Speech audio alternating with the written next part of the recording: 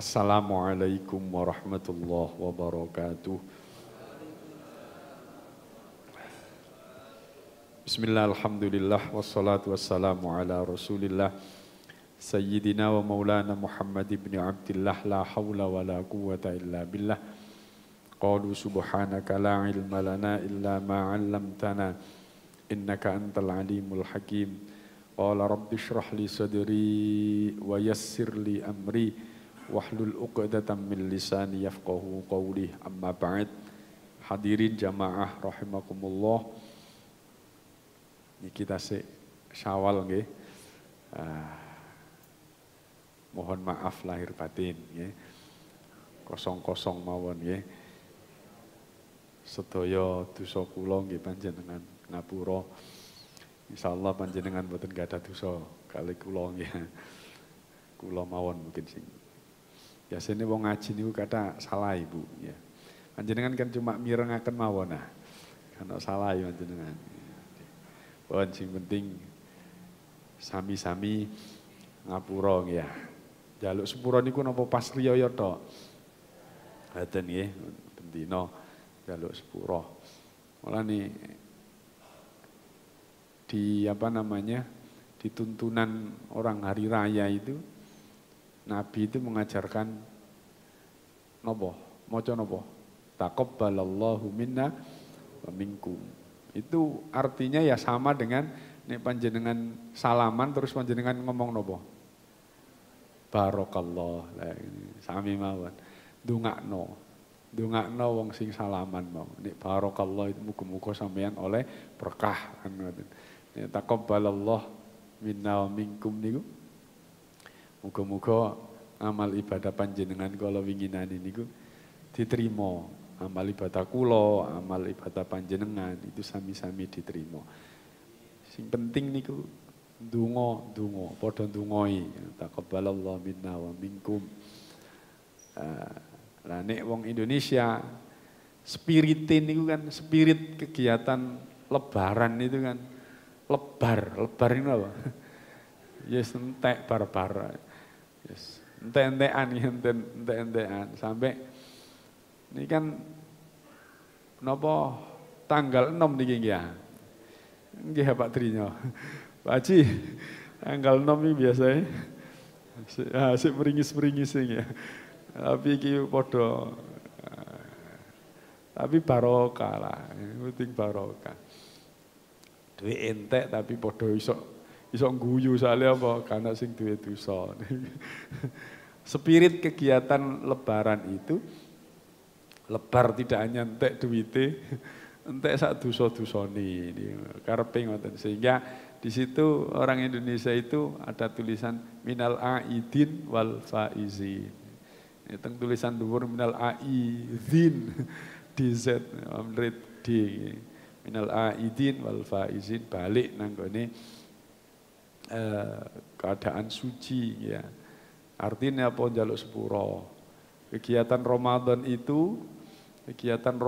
itu hubungannya antara Allah dan kita.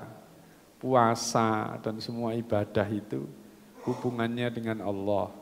Insya Allah semua rangkaian ibadah puasa itu ujung-ujungnya itu adalah ampunan dari Allah. Dengan ampunan itu kita mendapatkan apa? Ketakwaan itu paling penting. Artinya hubungan karo Gusti Allah niku beres. Nah, tinggal hubungan karo sapa karo menungso. Semua kalau dosa-dosa diampuni oleh Allah itu wis beres. Tapi hubungan karo menungso itu harus diselesaikan dengan apa? Saling minta maaf. Saling minta maaf. Mulane disempurnakan dalam kegiatan lebaran itu saling meminta maaf. Tidak hanya mendoakan taqabbalallahu minna wa minkum, tapi spirit orang-orang alim dulu itu ayo podo-podo njaluk sepuro. Tapi ojo njaluk sepuro sekedar pada waktu bulan Ramadan. Setiap kita bersalah, kita harus meminta maaf. Berikutnya hadirin jamaah rahimakumullah. Ini wis di sepuro Gusti Allah. pasti kita ini menjadi orang yang takwa dan orang yang baik. Dalam kondisi itulah maka panjenengan sampun ngantos wis titik wis apik aku wis notok wis mari. Soalnya hidup niku tasik koma. Hidup itu koma. Terus berlanjut. Ya. Nah, yang paling penting itu apa? Di penghujung hidup kita. Mugi-mugi penghujung hidup kita itu harapannya seperti dalam kegiatan Ramadan kemarin, yaitu takwa. Mati kita dalam kondisi husnul khotimah. Hadirin, iso oleh ketakwaan kemarin itu ada pembiasaan. Sing gak tahu nang masjid, sing gak tahu napa? Sholat 5 waktu jadi sholat 5 waktu. Sing gak tahu sholat sunnah jadi sholat sunnah. Dibiasakno. Akhirnya jadi nilai ketakwaan. Nah, begitu pula harapan kita hidup yang masih koma itu di akhir hidup kita itu yang paling penting, yaitu penutupan yang baik. Husnul khotimah.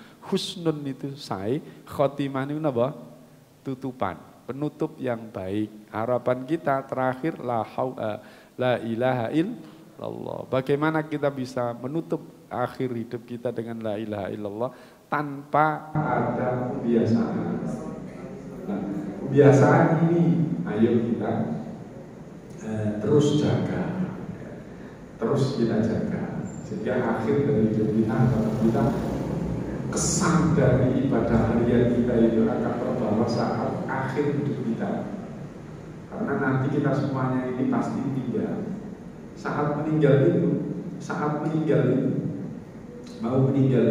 seluruh kebaikan-kebaikan ataupun seluruh kejelekan-kejelekan kita akan ditampakkan. Seluruh itu ditampakkan. Beberapa waktu yang lalu, sudah cukup lama, saya bercerita tentang Sya'ban. Sya'ban itu gitu, mau meninggal dunia ditampakkan. Kenapa kok tidak yang terbaik? Kenapa kok tidak semuanya? Kenapa kok tidak lebih jauh? Itu ditampakkan semua. Nah, bagaimana penampakan yang akhir hidup kita ini yang bisa menjadikan kita husnul khotimah? Ya pastinya kebiasaan yang baik. Kebiasaan yang baik. Bendino, toko omah, merene nang masjid, bawa air wudhu. Wudhu kok mainan begini, aku wudhu negeri ya. Ayo kita yang biasa ngaji ya. Kita yang biasa ngaji, ayo dibiasakan wudhunya di rumah. Keistimewaan dari ibadah sholat ke masjid salah satunya itu karena kita punya wudhu. Di hadis itu dijelaskan faedah daripada orang jamaah di masjid itu sejauh kaki melangkah itu kaki itu tertindak. Karena untuk harus merasa diri, harus mungkin jajarin teh, rasa jajan kue sudah. Kaki itu ada dua. Nah, dua-duanya ini bermakna. Ketika kita ini punya air wudhu dari rumah, kaki kanan melangkah ampunan Allah, kaki kiri melangkah berikutnya derajat diberikan Allah. Kaki kanan melangkah diampuni, kaki kiri melangkah lagi derajat diangkat oleh Allah. Sebanyak kaki kanan, kaki kiri kita melangkah, sebanyak itulah ampunan Allah diberikan kepada kita. Sebanyak itu pula lah derajat yang akan diangkat oleh Allah kepada kita. Lalu di hadisnya itu mengatakan begitu, dengan syarat kita dari rumah punya air wudhu, lupa lah Pak, banyu masjid gak digawe Pak, digawe tamu aja. Kita yang sudah tahu ini harus kita praktekkan. Wudhu dari rumah. Lupa apa kalau wudhu dari masjid, apa gak oleh kayak rumah wudhu? Hadis sing ngoten iki. Kula wudhu seperti ya. Oleh ya alhamdulillah gak oleh ya. sampai ke sakit ini. Di wudhu sakit, iya, wudhu sakit. Hadirin yang Allah itu kebiasaan. Alhamdulillah bertinggali jamaah pun istiqomah. Mungkin kita sedaya memiliki sakit istiqomah. Istiqomah itu penting. Walaupun ibadah kecil yang kita lakukan, tapi kalau istiqomah itu akan tajribul karomah, akan membawa keramatan,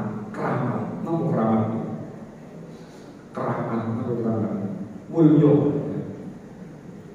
keramat itu desa itu ono tempat sing dikeramatno.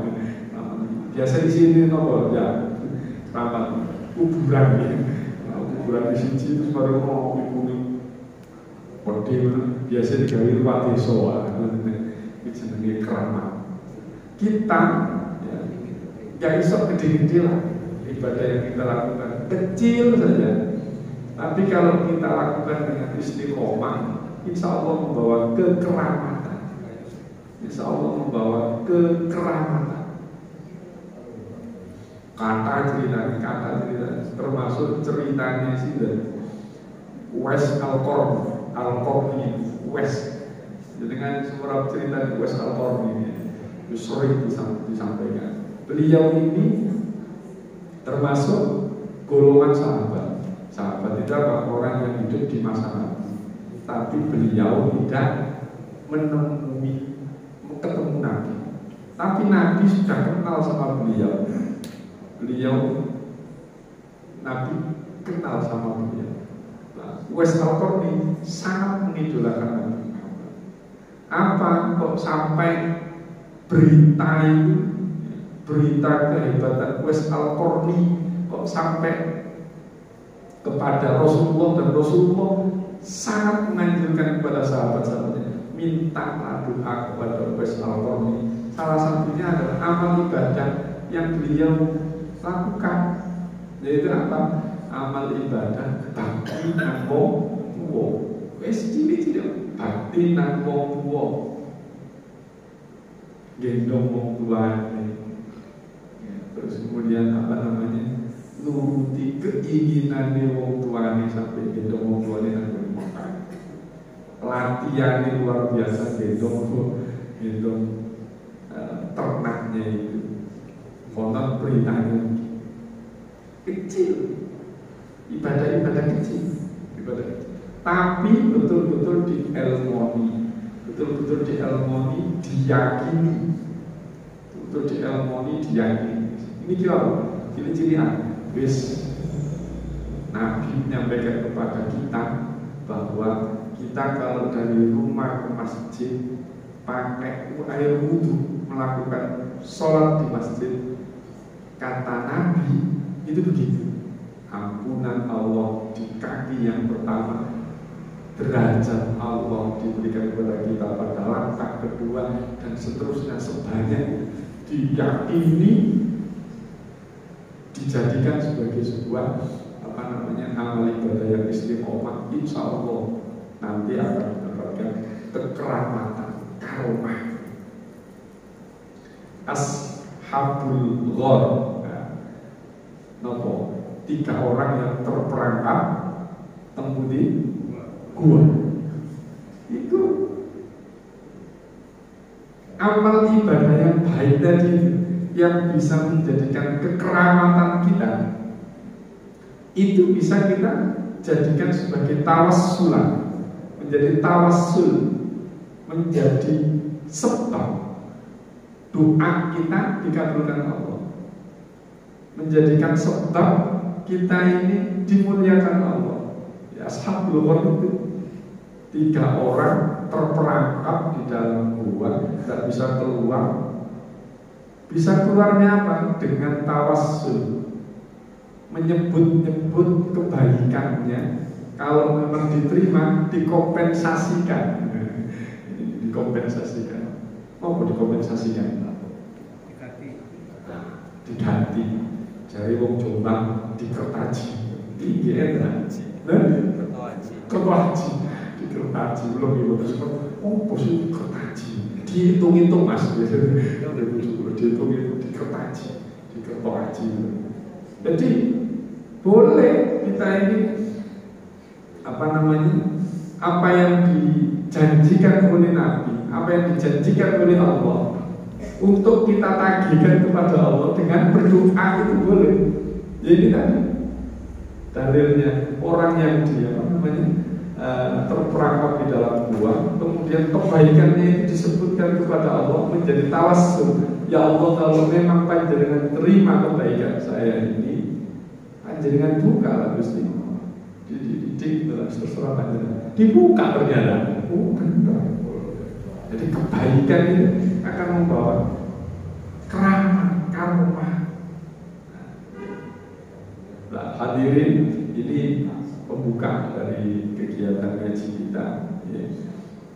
Intinya yaitu kebaikan kita kemarin di bulan Ramadan itu, ayo kita terus kita jaga. Kalau memang tidak bisa semuanya, jangan ditinggal semua. Ambil satu saja. Kemarin yang sudah notok sehari Pak, saya sunnahnya itu qiyamul lail kita 23 sampai tirin wis Ramadan sampai Ramadan ini masih besok 23 ya sudah 2 rakaat saja pada waktu sholat wassalamualaikum insyaallah 2 rakaat ditutup terwitir 1 rakaat semoga yang penting ada tapi diyakini dengan berdasarkan ilmu yang kita ngaji sekarang ini. Kemudian ya kita sangat-sangat berharap itu semua akan menjadikan kita keramat mulia di sisi Allah. Dengan apa? Harapan kita menjadi kesan. Bendino sholat duha, bendino sholat tahajud. Terus nanti ketika kita mau diambil oleh Allah, yang terlihat itu saja. Singela biar itu ditutup. Sehingga yang diucapkan terakhir nopo, la ilaha illallah, kebaikan. Ini urusan kita apa urusan panjenengan diri? Urusan kita semuanya akan sendiri-sendiri. Mungkin lah, lo panjenengan sedaya diparingi Gusti Allah umur panjangnya barokah. Tapi yang lebih penting lagi selain barokah dan panjangnya itu adalah akhir hidup kita adalah akhir yang husnul khatimah.